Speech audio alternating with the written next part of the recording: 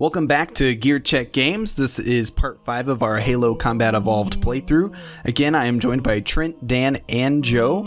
And here's another lovely loading screen. That's right. I didn't realize that was you humming at first.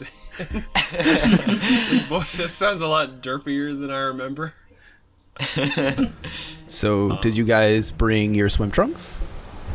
That's right. Beach episode. Well, they're in the closet behind me. I can put them on if you want. Yeah, this is the silent cartographer. This is one of the few beginnings of a level where they drop you in hot. So it's like, oh, action right off the bat. Let's do this thing. Now this is the original graphics here, so it is still pretty good looking. Yeah, it does. Even look to this good. day. Although maybe I just have an affinity for, what is it, 6th gen games? For graphics. I'd say that it still does hold up. Well, yeah, I mean, in terms of appeal, because ultimately that's what it comes down to. Like, it doesn't matter the technology is, if it's just appealing to look at.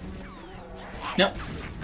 I feel like since like the enemies are so unique and like the aliens are just kind of out there, I feel like this game kind of has a cartoonish quality that like really kind of adds to it a bit. Yeah, well, one thing that I forget what video it was in, but Video Game Donkey commented, or he was comparing Halo 5 to the original game and how much easier it is to play this because all of the enemies are visually distinct and more colorful as opposed to the later games where because of the more realistic lighting, it's a little harder to discern the enemies. Well, that and the later games just have a little bit less creative variance. Like all of the Prometheans are just silver and orange. Yeah. Yay! Yeah. I remember playing Halo 4 and like just not remembering how to fight each enemy because I'm like, you look like the last one I fought. Like the dogs. Well, like the little dog enemies were the only ones I could remember. Just shoot them in the mouth. But the knights and like the super knights, I'm just like I don't know what I'm fighting. The knights, the super knights, the mega knights. Okay. But before we get too far off of it, I do want to point out that so the physics of how the grenades interact with the ground change depending on what the ground is. And so, since it was on sandy beaches, the frag grenades, which would usually bounce a little bit, just stuck to the ground because they would just hit the sand. That's pretty cool. Yeah. Yeah. We'll see this come way more into play when we get to the bounce house level. Yep, that's right. What is this? They're just grenades ricocheting all over the What place. is this strange alien structure? What could its original purpose have been? I don't know, but it's fun as heck. Cortana, if you had legs, you'd love this shit. God, this. Boy, don't give them any ideas, because I like how they hold off on cursing because they're in the bounce house and there's like kids in there or something. Yeah. There's like Covenant kids bouncing around. Okay, this graphical upgrade looks good, but I have to say, well, okay, you're gonna have to take my word for it because it's not on screen anymore. But like the rocks off in the distance in the water, I don't feel like they look at home. Like the bottom of the rocks, I don't know. There's like no transition between the water and the rock. It just looks kind of slapped on. Yeah, and mentioning the visual upgrade, actually I might have been wrong. I think the opening cutscene was that one right there. See off in the upgrade? distance? See Trey's highlighting it for me. Trey, you don't get to teabag when you're the one that died. That's some crazy foresight, dude. Thank you. See how it doesn't look like it belongs there? Ooh, the speed up. I'm waiting for them to drop the warthog. I was not gonna wait that long. Dude, I kept this in because I love the chipmunk voices. Yeah, I guess we've never had to speed up voice-acted dialogue before, have we? Yeah. I have a lot of fond memories of this level because you can actually get there's like 4 or 5 warthogs on this level, and so playing on co-op, you can end up like launching warthogs into some really awkward spots using grenades and rocket launchers. Yeah. It's really fun. You can sequence break this level quite a bit too, especially on 2-player. Oh yeah. Nothing triggers that good old-fashioned claustrophobia quite like bringing the warthog where you're probably not supposed to. Yeah, I was gonna say there's something very comical about. And that. Whoa, Oh jeez. What happened to Chief's pelvis? That's one thing I love about this game. The ragdolling when you die, in co-op or in like multiplayer. Just like all of it. It's great. Yeah. Oh yeah. Yeah, there's definitely a sense of fun to this, you know, in spite of being a more mature kind of sci-fi game. Yeah. It's not taking itself too seriously, at least from what I can garner from The story It takes doesn't even itself. like properly ragdoll you. Chief like flails around, like you can almost hear cartoon sound effects. See, that's part of the beauty of it, right? So the story itself does take itself entirely seriously. Yeah. But there's definitely design aspects where, you know, they don't. You know, the good old wort of, you know, the elites. Right. The flailing around, the overdone ragdolls. It's pretty fun. Yeah. Yeah, I feel like it's easier to get invested in a serious story if it has, you know, occasional moments like that. Like, you can certainly take it too far, and there have been examples of that, but I don't know. When something takes itself... Okay, can't you kill that guy before he closes the door? You can, Yeah. but the door still closes. There is a speedrun tactic to skip through that door locking on you. Oh yeah, you can clip through it. Well, those are just Yeah. suggestions. Yeah. If you take the warthog down there and like full speed it and then like arrange it to where the spot where you get out. This is now BMX, everybody. This is Let Chief SSX drive. tricky. Yeah. This is another one of those design things. These warthogs they catch air so easily. It's fantastic. Their controls are pants too. I do not like the controls on the Gen 1 warthogs. Yeah, that was a little rough. I forget, is the time of day fixed in these levels? I think so, yeah. Yes, but they can transition them in the middle of levels. Okay. Maybe that's what I'm noticing. Yeah. It's not actually dynamic, it's just more like, once you've hit this trigger, we'll change it. Because whenever you level first is that? landed on the Halo, it was kind of dusk, Yeah. almost, and then as you saved various drop pods, it would lighten up a little bit, Okay, so it's Yeah. based on your progression. more or less. Okay. Doesn't the snow level do that too? Like when you go in one corridor and fight in those little round rooms, and then when you come out of it, it's like a different time of day. Yep. These guys again. I'm Yeah. not sure where your plasma pistol shot went. Yeah, I don't know. Like I don't know but why yeah. I was even trying to use that weapon against these guys. Yeah. Wow, you just destroyed them. Yeah, Trey actually mentioned this in an earlier episode. One of the weaknesses of the Hunter is, in fact, the default pistol. Yeah. Who'd So have you just thought? went behind him and shot him in the kidney. He's just like, oh, okay. Because Might as the well way go that ahead and die. the way that it works is each enemy has weak points that if you hit them when it's unshielded with a precision weapon, in this game that's only the sniper rifle and the pistol, it'll do Yeah. extra damage. And the Hunter's weak point happens to be their back. Yeah. So I'm not sure if it was necessarily intended for you to be able to kill them that easy with the pistol, but that's how it ends up being, is since it's a precision weapon, you can do that critical damage, whereas automatic weapons don't. Like you said, you could do it with the sniper rifle too, and that's what I tried to do on the last level, but I'm just really bad. Fair enough. And I didn't change my sensitivity for a while. Like I had it kind of high. Yeah, it looks a little high, which is not easy to use on a controller. No. Like for Halo 2, I'm doing a playthrough of it right now. I had to turn my sensitivity way down because there's some weapons that give you drag, and they'll drag up as you fire. So you want real low sensitivity so you can correct your shots. Yep. Plus, just, my PC Master Race will show a little bit here, but controllers are just inherently inaccurate. Hard to use. Especially for first-person For shooters. aiming, Yes. I'll say. Yes. To me, the ideal setup for an FPS would be a mouse in one hand and like a Wii nunchuck in the other, or something similar. Because I just can't stand to play a 3D game with a D-pad. I'm sorry. I mean, fair enough. I know the movement doesn't need to be as sensitive for something like this, but if we're talking truly the best possible control scheme. I mean, it obviously, I would say it'll vary between game to game, but I can see where you're coming from. Yeah. Because, like, I would not be able to play Counter-Strike with an analog stick. That seems like a rough time. There's some lighting pop in it for all of you. Oh, I thought you were changing to the old graphics. No, He is on the old graphics currently, but Oh, okay. the old graphics can sometimes be a little cantankerous. Oh boy. yeah, especially you're playing this on the 360, right? Yeah. Yeah, especially running it on the 360. The 360 really wasn't designed to have 2 layers of graphics basically going at the same time. Yeah.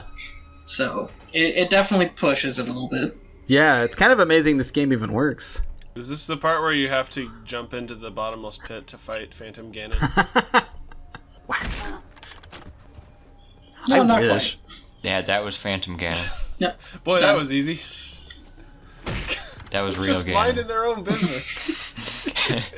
Yeah, Dan, he hasn't quite taken his final form That was yet. Ganon's brother, Nagnog. Sometimes there's like unique dialogue when you hit him too. They're like, "He's here," or like, "I'm gonna die."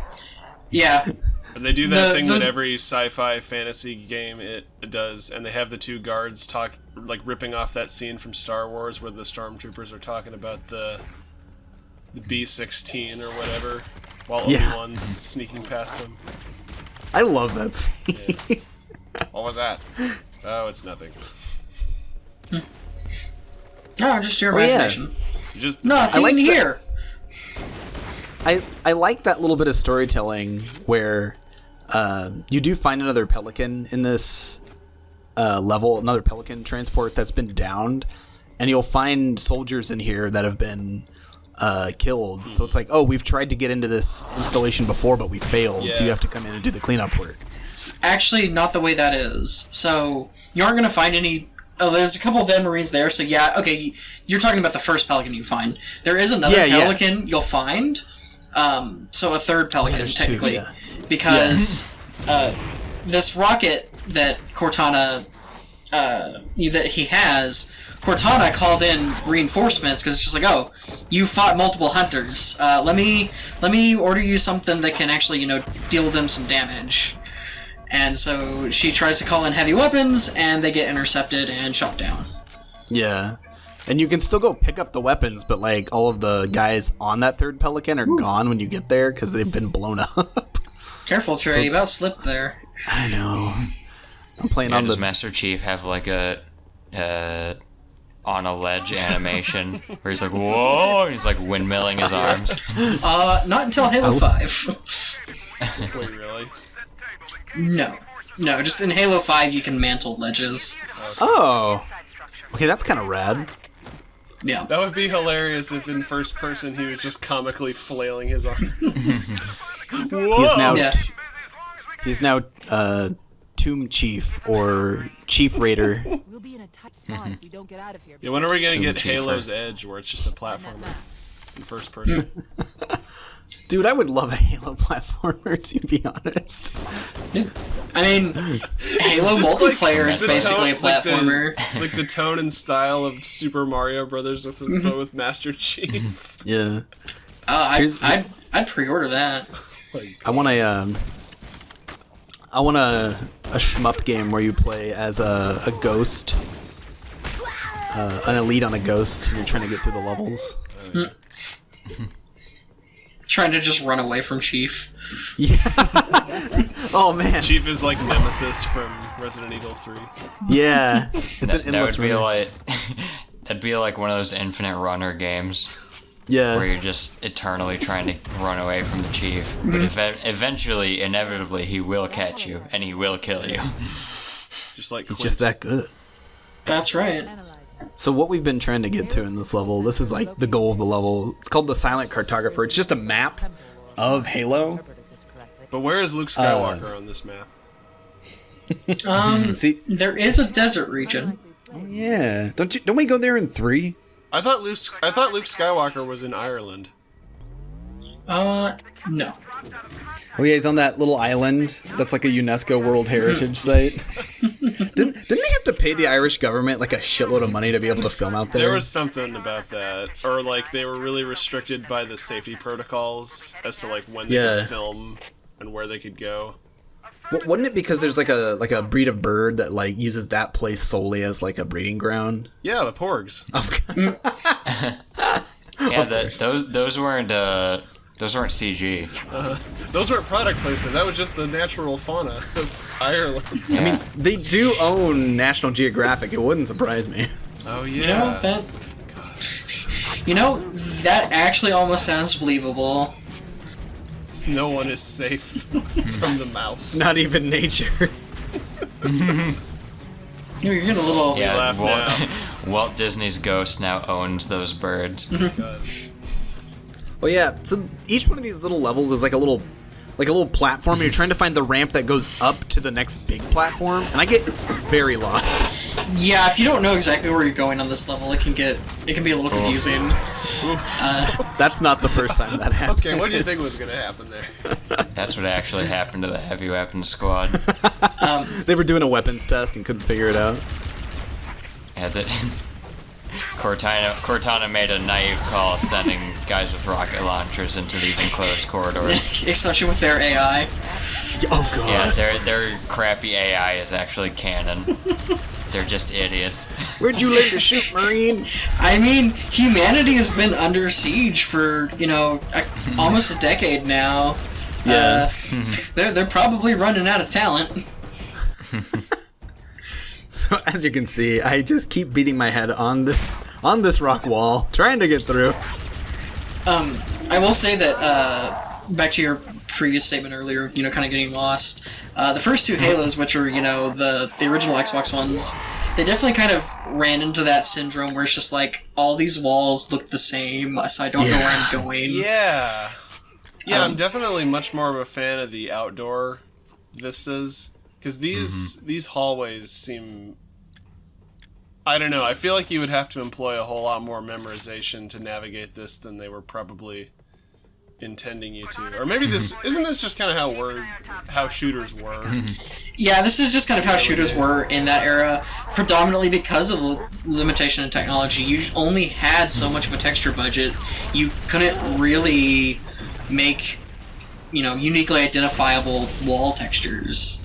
Yeah, even in something like Banjo-Tooie, where the shooting is pretty much a side thing, the shooting areas in that game still feel really difficult to navigate and remember where you've been.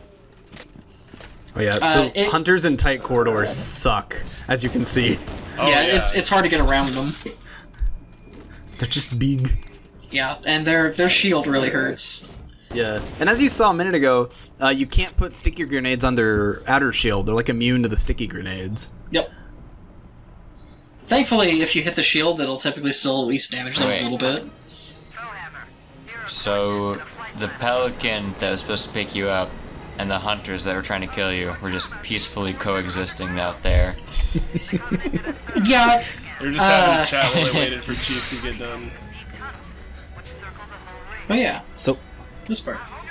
I will never understand. What if instead of doing that, the hunters just got on the pelican and waited for Chief in there? He got on the pelican and the hatch closes, and the hunters come out and start cracking their knuckles. Why did you let them inside? I don't know. They offered us cookies.